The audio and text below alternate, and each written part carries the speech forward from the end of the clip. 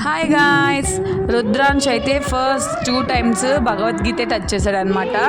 And third time అయితే వెళ్ళలేకపోతుంటే వాళ్ళ పప్ప ఏమో కొంచెం దోగడానికి సపోర్ట్గా వెనకాల హ్యాండ్స్ పెడితే చిన్నగా వెళ్ళి ఇంకా నా వల్ల కాదబ్బా అన్నట్టు పడిపోయాడు.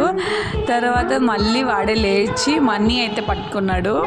సో మా రుద్రాంశ్ అన్నప్రాసన ఫంక్షన్ అయితే చాలా బాగా జరిగింది.